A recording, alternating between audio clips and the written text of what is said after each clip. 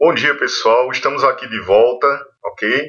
Vamos para uma aula de filosofia, certo? Lembrando que eu estou usando como base, tá? Para as minhas narrações, para as minhas explicações, os slides da Secretaria de Educação do Pernambuco, do professor autor, tá? Vocês podem encontrar o slide, esse material, lá no site Professor Autor Pernambuco, tá bom? Então vamos dar início. O tema da nossa aula de hoje é o surgimento da filosofia na Grécia Antiga. Nessa aula nós vamos tentar, certo, investigar, descobrir quais os fatores que propiciaram, tá, os fatores históricos, fatores econômicos, fatores sociais que propiciaram o surgimento da filosofia na Grécia Antiga. Ok, pessoal? Pois bem, vamos lá, tá? Pois bem, temos aqui o primeiro slide, né? Ele coloca assim: gregos, os primeiros filósofos da humanidade. Podemos indagar inicialmente. Ora, em todas as civilizações, tá, antigas, tá, nós temos muitos outros povos e civilizações, egípcios, mesopotâmicos, chineses, né, outras civilizações orientais. Então é cabível perguntar: essas outras civilizações não produziram filosofia? A resposta, tá, é não, não produziram.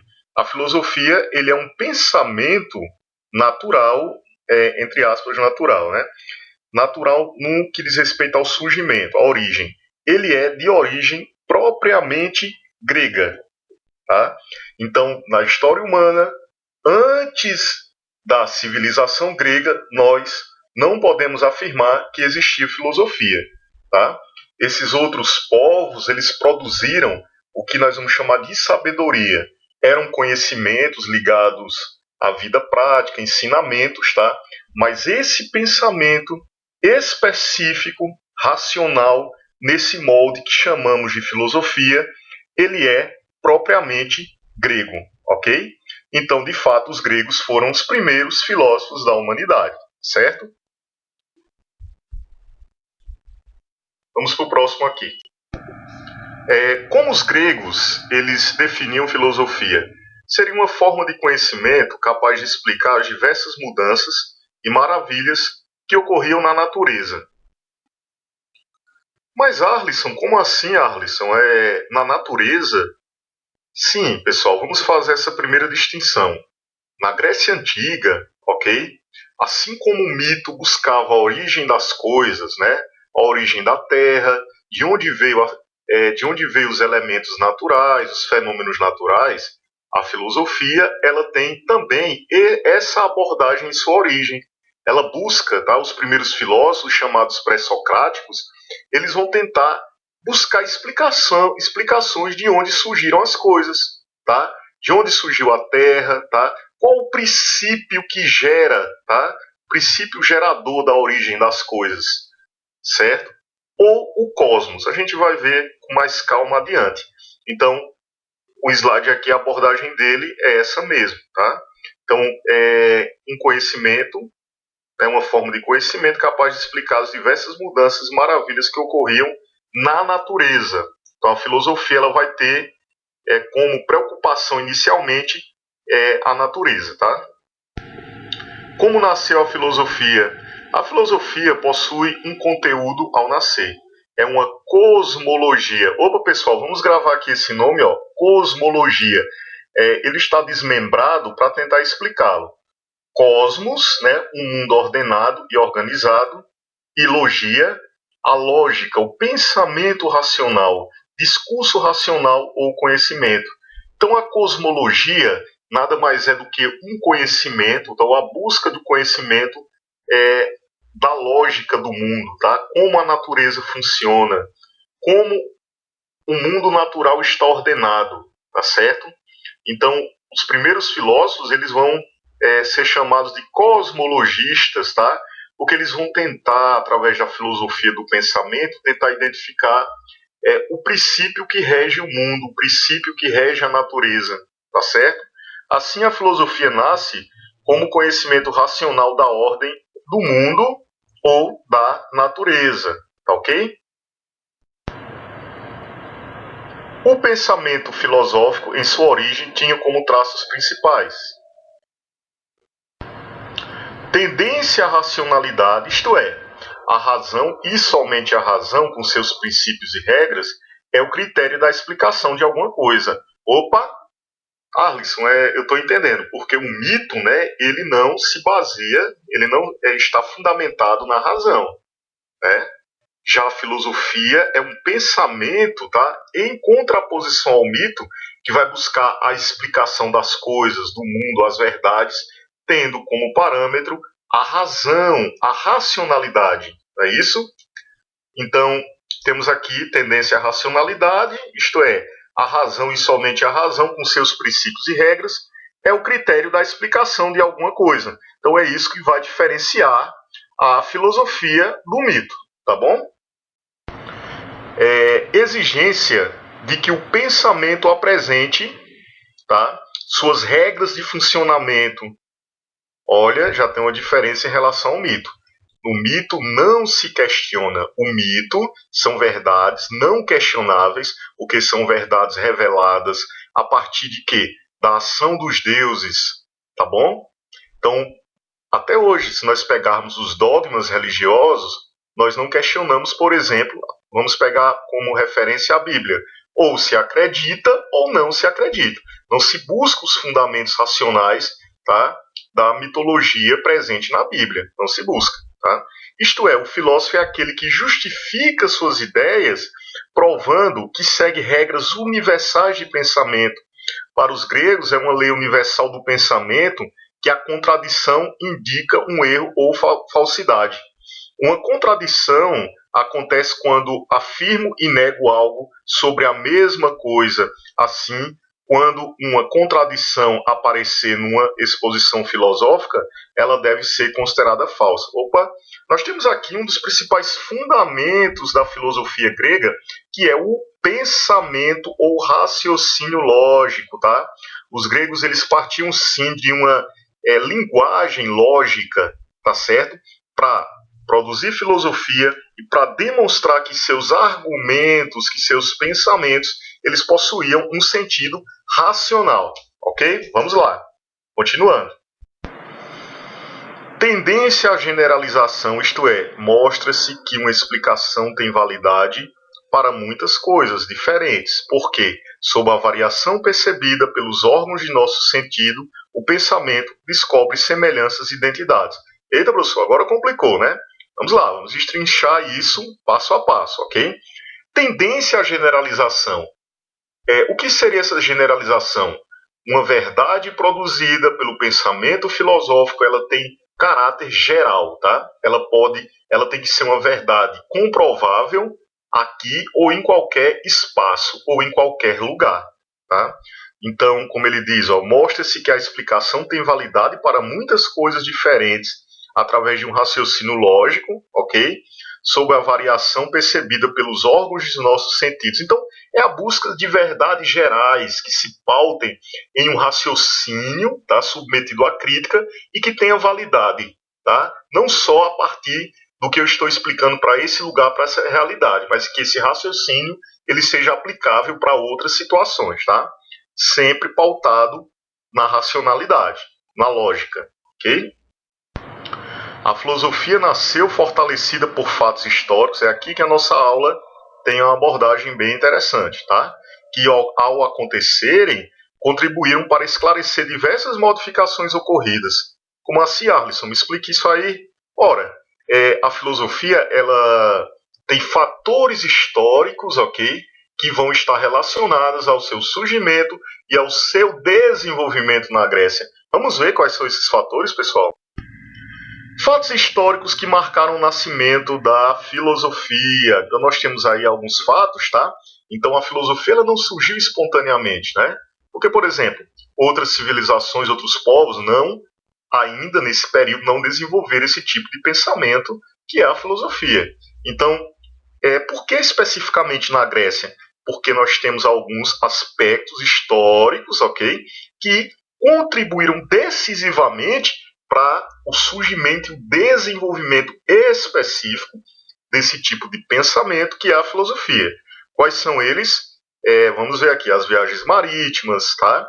Vamos falar sobre isso, a invenção do calendário, a invenção da moeda, surgimento da vida urbana, a invenção da escrita alfabética, a invenção da política, né, principalmente no período clássico, com Péricles, né, século V a.C., onde você tem o período de maior desenvolvimento da filosofia, tá certo? O século V a.C. é o chamado período clássico, a idade de ouro de Atenas. Tá? Vamos explicar separadamente cada um desses fatores. Vamos lá, né? Tendência a oferecer respostas conclusivas para os problemas, isto é, diante de um problema, sua solução é submetida à análise, à crítica, à discussão e à demonstração. Nunca é aceito como verdade algo se não for provado racionalmente que é verdadeiro. Então, nesse período, no século VI a.C., tá, onde a filosofia floresce na Grécia Antiga, tá, mais precisamente na cidade-estado de Atenas, a sociedade ateniense, a própria Grécia, ela está passando por um conjunto de transformações, tá? Já vou explicar quais foram essas transformações. Não mais se pauta, não mais se aceita as explicações, tá, do mito, as explicações religiosas, tá, de caráter mágico, certo?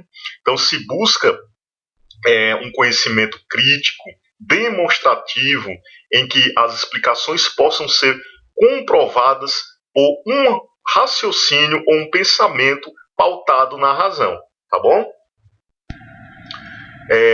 Então há uma recusa de explicações pré-estabelecidas. É um mito, professor? Sim, tá?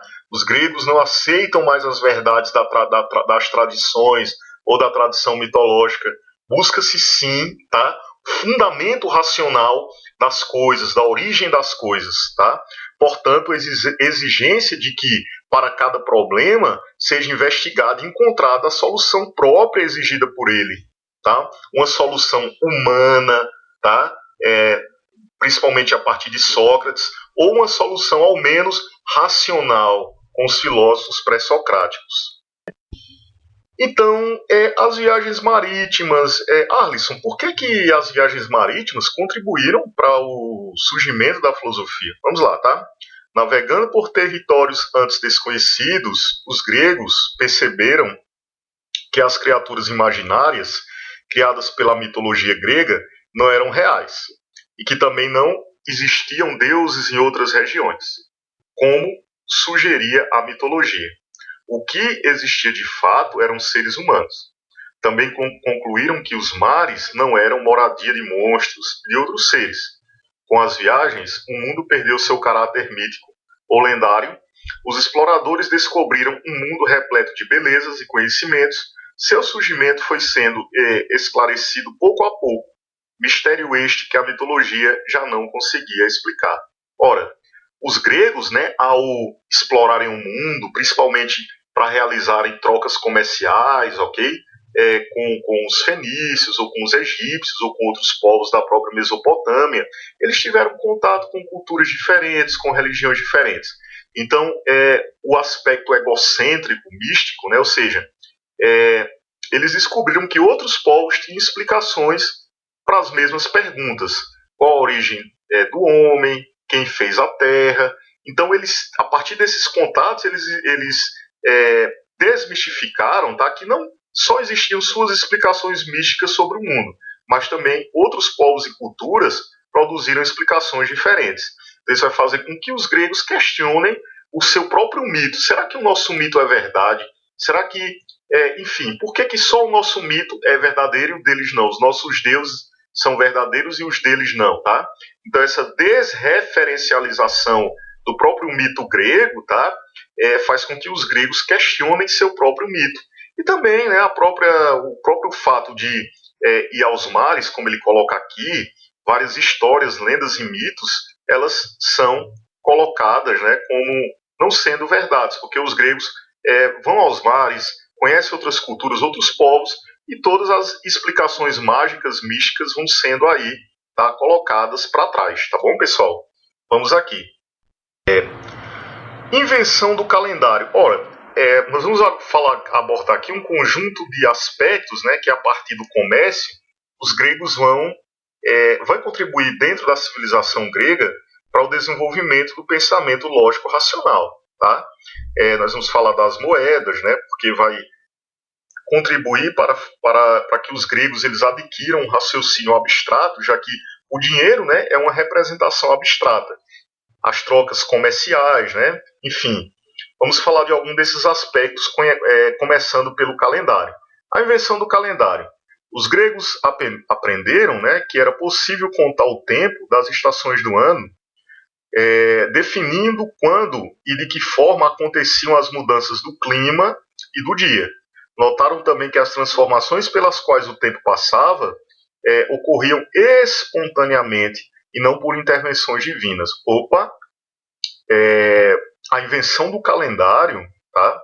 Ou a ideia de marcar o tempo a partir de uma lógica, certo, das estações da natureza, ou de uma formulação humana de marcar o tempo, mudou a relação dos gregos, né, da percepção do tempo, da percepção das mudanças.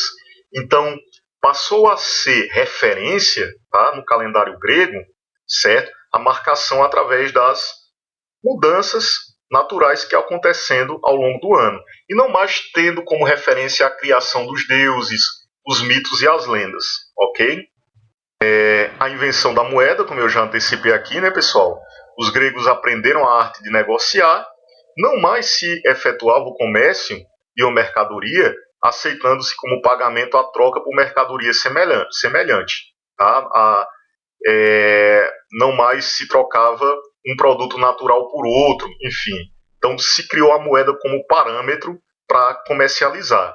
Assim o pagamento tornou-se monetário, ou seja, a moeda substituiu o poder de troca.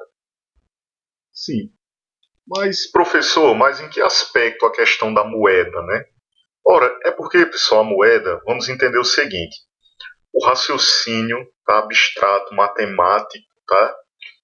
A partir das trocas comerciais, né? Ninguém faz comércio sem mexer com cálculo, sem mexer com matemática. Então, a partir daí, há um impulsionamento para o desenvolvimento do raciocínio, do pensamento abstrato pautado na matemática. Ok? Tanto é que na Grécia nós vamos ter grandes matemáticos, entre eles Pitágoras, né? E o próprio Tales de Mileto. Tá certo? Vamos lá. Surgimento da vida urbana.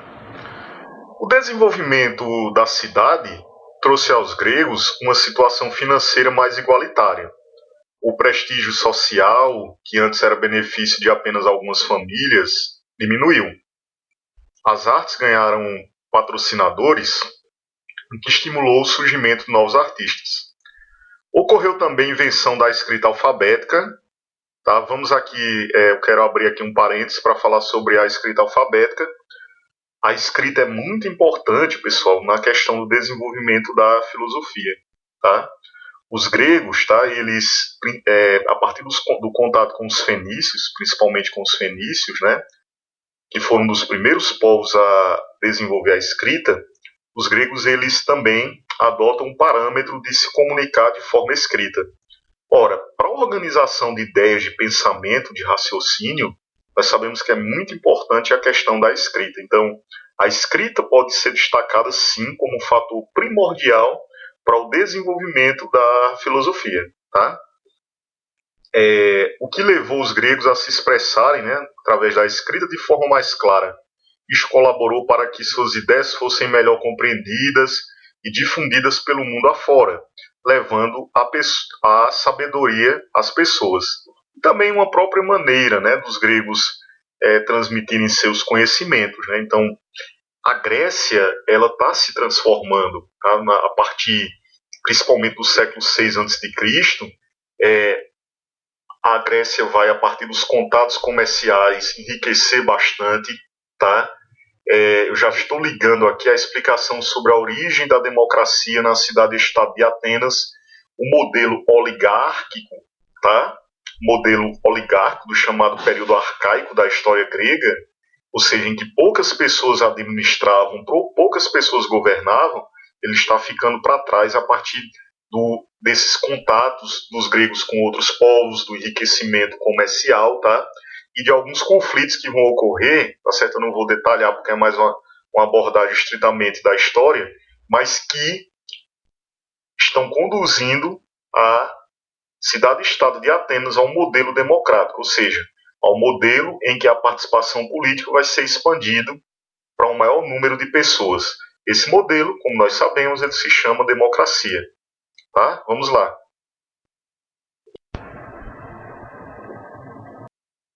Invenção da política. Surgiram novas fontes de informação, tá? E a lei passou a abranger muitas outras coisas e chegou até as pessoas.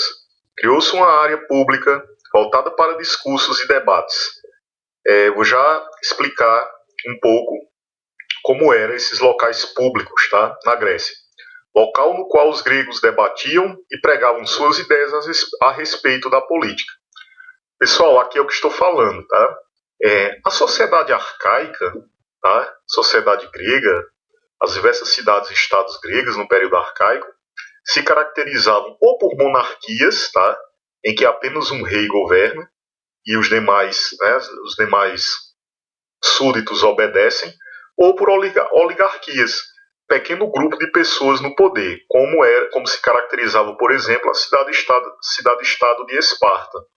Já aqui, no período arcaico, há a transição para a democracia. Então, pela primeira vez na história das civilizações, nós vamos ter governos de cidadãos, ou seja, uma maioria de pessoas, claro, não eram todas as pessoas, na cidade-estado de Atenas, por exemplo, uma maioria de pessoas, tá? Os chamados cidadãos, eles participavam da política. Então, ao invés de ser como lá no Egito Antigo, apenas um faraó governa, apenas um rei, né? Ou nos povos mesopotâmicos, em que apenas ou grupos de sacerdotes ou reis governavam, aqui o poder vai ser estendido para um maior número de pessoas. Tá? Claro, não é a democracia tal qual se conhece hoje. A democracia na Grécia, ela se caracteriza por ser uma democracia direta, tá? Em que os cidadãos, aqueles nascidos em Atenas, filhos de pai e mãe ateniense, tá? Que eram livres, ou seja, não eram escravos, certo? E eram homens. Esses tinham o direito de participar da política. Aí você diz, mas professor, e o restante, né? As mulheres, né? Os escravos, etc. Sim, esses constituíam boa parte da sociedade, mas esses não eram considerados cidadãos e não podiam ter direito à participação política. De qualquer maneira, pessoal, de certa maneira, um avanço, porque comparando-se a outros povos e civilizações em que apenas um indivíduo ou um pequeno número limitadíssimo de pessoas governavam, aqui os cidadãos eles vão poder participar diretamente da política. Então eles vão para a Ágora, tá? Que era a praça pública, e aí eles tinham direito à palavra, a usar a palavra e convencer os demais cidadãos, tá? Sobre sua opinião, tá certo? E aí, a partir disso, as decisões sobre o que era melhor para a polis, para a cidade-estado, eram tomadas, tá bom, pessoal? Vamos lá. Então, a democracia, principalmente a democracia surgida na cidade-estado de Atenas, depois adotada por outras cidades-estados, ela vai ser fundamental, tá certo? Vai ser fundamental para o desenvolvimento da filosofia, porque a partir daí surgem as discussões, tá? Surge uma série de pensamentos, de oposição a ideias opostas, enfim. Então isso vai ser fundamental para o desenvolvimento da filosofia, ok? A invenção da política introduz 3 aspectos novos e decisivos para o nascimento da filosofia, conforme veremos a seguir. A ideia da lei como expressão da vontade de uma coletividade humana que decide por si mesma o que é melhor para si e como ela definirá suas relações internas. Isso servirá de modelo para a filosofia propor o aspecto legislado, regulado e ordenado do mundo como mundo racional. Olha só que interessante, hein, pessoal? Então, os cidadãos iam para a Ágora, tá? E, inclusive, eram os cidadãos, a partir da votação, que faziam as leis. Então a lei não era só, né, como foi em outros períodos da história grega, a decisão de um único homem, no caso um rei, né, ou a imposição para a sociedade, mas as leis eram discutidas, tá, para serem aprovadas, como acontece hoje no Poder Legislativo, né, na Câmara Federal, no Senado, tá? Enfim. Então, o cidadão vai ter direito à palavra para formular as leis, essas leis vão ser escritas, tá? Olha só como isso tudo mexe com filosofia.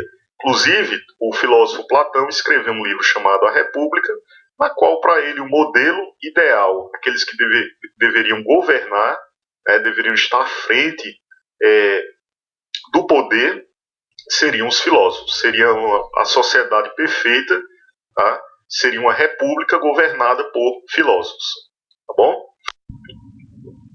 O surgimento de um espaço público, caso a ágora, né, que faz aparecer um novo tipo de discurso, diferente daquele que era proferido pelo mito. Opa, então, agora, né, com a filosofia, eu não acredito somente na tradição, somente no que me ensinaram sobre os deuses e as explicações mitológicas. Para eu chegar a uma verdade, eu tenho que ser convencido através de uma lógica, através da razão, de que uma determinada explicação pode ser tida como verdade, e não só pelo aspecto da autoridade do mito. Tá? Então a política, valorizando o humano, o pensamento, a discussão, a persuasão, né?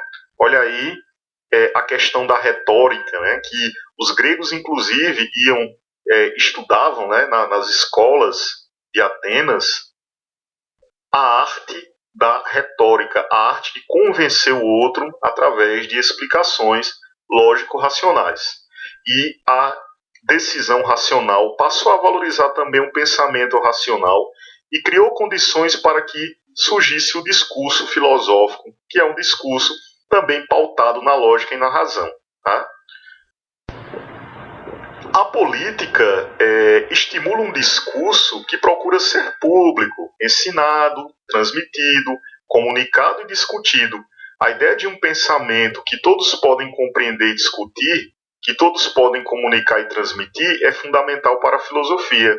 A filosofia terá no decorrer dos séculos um conjunto de preocupações, indagações e interesses que lhe vieram do seu nascimento na Grécia. Então, até hoje, essa filosofia grega, tá? Ela tem influência, certo? Até hoje, no pensamento filosófico atual. Tem aqui alguns questionamentos, tá? Que eu quero que vocês possam responder, tá? Lá no Classroom. Podem responder a um ou mais de um desses questionamentos. Eu vou avaliar pela participação também. Vocês podem digitar lá, tá certo? Abaixo dessa aula. Como os gregos definiam filosofia? Tá? Como nasceu a filosofia? Quais os principais traços do pensamento filosófico em seu surgimento? Que fatos históricos marcaram o surgimento da filosofia? Explique a importância da filosofia, da política para o surgimento da filosofia. Então, esses questionamentos eu abordei hoje em aula. Vocês podem respondê-los lá no Classroom, tá bom? A filosofia chegou timidamente, tentando mostrar à humanidade que o mundo não era perigoso e cheio de monstros, como a mitologia pregava, e, aos poucos, foi conquistando seu espaço, avançando cada vez mais nas profundezas do saber. Isso aqui, né, pessoal, que nós abordamos, já explicamos bastante. É como a filosofia, enquanto pensamento racional, enquanto maneira lógica de explicar a realidade, ela se diferenciou e se distanciou do mito. Não é isso? Vamos lá. A ruptura entre essas duas formas de pensamento, ou seja, a mitologia e a filosofia, como resultante de transformações, né? Já falei, a sociedade grega, ela estava passando por transformações. Eu expliquei esses aspectos históricos, as trocas comerciais, as mudanças políticas, né? Então, ela resultante, tá? Essa mudança do pensamento da mitologia para a filosofia, dessas transformações na sociedade grega da época, que se seculariza, ou seja, não mais pauta sua visão de mundo pelo mito ou pela religião, torna-se importante, né? Até para a atividade comercial. Então, a filosofia ela é fruto dessas transformações, dessas mudanças, né? Ocorridas na própria Grécia, o comércio, a moeda, tá? Etc. O surgimento do pensamento filosófico-científico nas colônias gregas da Jônia é significativo, uma vez que ali se dava um maior contato com outras culturas, o que produz uma relativização do mito e das práticas religiosas. Eu expliquei isso hoje, né, pessoal? Então, a partir do contato com outros povos, com outras culturas, os gregos vão questionar seus próprios mitos, tá? Ver que outros povos também construíram explicações mitológicas sobre a origem do homem, sobre a origem da natureza, tá? Sobre a origem do mundo. Então, os gregos começam a questionar seus próprios mitos, tá bom? A physis, como eu já falei, os gregos, tá? Nos primeiros filósofos, eles vão centrar suas preocupações, seus questionamentos sobre a origem da natureza, do mundo natural, tá? Então, o que seria essa physis? Physis seria a própria natureza. Então, nós observamos, né, que a natureza ela é regida por transformações. O dia que se transforma em noite, né, é uma pequena semente que vira árvore, tá certo? E aí os gregos querem saber como funciona essa natureza, qual o princípio que rege essas mudanças da natureza. Então vamos ver aqui, ó. Denominados estudiosos ou teóricos da natureza, os primeiros filósofos elegem o mundo natural como objeto de sua investigação científica. Então os gregos partiam do seguinte questionamento. O mundo como nos apresenta, tá? Quem criou esse mundo, tá? Qual a explicação racional, lógica para o mundo, para a natureza, para as transformações naturais, as próprias leis, né? As primeiras leis da física, que nós chamamos hoje de física, foram formuladas por esses primeiros filósofos, tá bom? Vamos estudar, ver alguns aspectos desses filósofos pré-socráticos. A causalidade é interpretada em termos estritamente naturais. Então, qual a causa, né? Quem rege as transformações da natureza? As relações de causa e efeito que existem na natureza. Como funcionam, tá? Então, uma filosofia que se pauta na cosmologia, na ordem natural das coisas, tá? A arqué determina a existência de um elemento primordial. Por exemplo, alguns desses filósofos, quem são eles? Vamos falar aqui. Tales de Mileto. Para Tales de Mileto, todas as transformações que ocorrem na natureza, por exemplo, ela é a combinação dos elementos naturais. Água, né, ar e fogo. Então, o que acontece, o que determina, por exemplo, a materialidade das coisas, as coisas como elas nos apresentam, seria fruto da interação dos elementos naturais. É o que vai determinar as coisas como nos apresentam, o mundo, tá? A realidade e a própria natureza. Esses filósofos eles são bastante interessantes, né? E cada um deles vai dar respostas para a origem do mundo, para o funcionamento da natureza, ou seja, o cosmos, né? Por exemplo, nós temos Parmênides de Eleia, tá? Para Parmênides, o que vai reger a natureza ou o cosmos é a permanência, tá? As coisas elas passaram por mudanças e agora elas se estabilizaram, tá certo? Então a permanência vai ser o fundamento que explica o cosmos, a realidade. Já para Heráclito, diferente de Parmênides, é a mudança que vai reger o princípio da natureza, tá certo? É o dia que vira noite, depois se torna dia de novo, tá bom? Por exemplo, os princípios físicos, né? Os primeiros princípios físicos estudados por Heráclito. O quente se torna frio, tá certo? E aí por diante, tá ok? Eu vou abordar em uma aula específica o pensamento desses filósofos. Aqui é só uma introdução, pessoal. Não se assustem não, viu? O Logos. Então os gregos, tá? Diferente do mito, que buscam explicações fantásticas, explicações sobrenaturais, os gregos vão, esses primeiros filósofos pré-socráticos, eles vão pautar o seu pensamento, eles vão se direcionar a entender logicamente como a natureza funciona. Bom? Então eles vão formular um discurso lógico, tá? Ou um pensamento logos, podemos assim dizer. É fundamentalmente uma explicação em que as razões são dadas, tá? Nesse caso, para as explicações dos fenômenos naturais, tá? Ou da origem da Terra, do mundo, etc. Tá? Caráter crítico compreende teorias que eram apresentadas como passíveis de serem discutidas, de permitirem formulações e propostas alternativas. Então, veja só, os gregos, tá, partem sempre. Se há uma determinada explicação, essa explicação segue uma lógica, um raciocínio lógico, um raciocínio, tá, que parte do princípio da razão. Tá? Então, a própria ideia do caráter crítico, né, como estamos na sala de aula, é o questionamento, tá? É não aceitar as verdades prontas e buscar verdades lógicas e explicações racionais para as coisas. Bom, temos aqui algumas questões, tá, no slide, que vocês também podem responder abaixo aí da aula, tá certo? Para a gente discutir. Qual é o objeto de investigação dos primeiros filósofos? Opa, eu expliquei, né, pessoal? Esses primeiros filósofos, eles vão tentar estudar o cosmos, né? Como a natureza funciona, como se deu a origem das coisas, qual o princípio que rege a natureza. Que elementos da natureza é considerado primordial para a filosofia? Cada filósofo vai dar respostas diferentes, tá?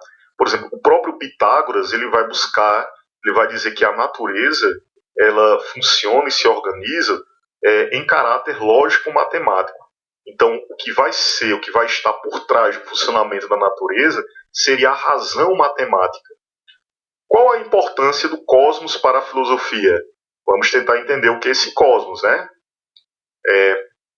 Vamos tentar entender a partir das explicações que eu dei, tá? O que é o logos no sentido filosófico? Eu acabei de explicar, a questão do raciocínio, né, da lógica. Como interpretar o caráter crítico na filosofia? Então, são perguntas que vocês podem estar respondendo, tá? Esses questionamentos aqui abaixo na aula.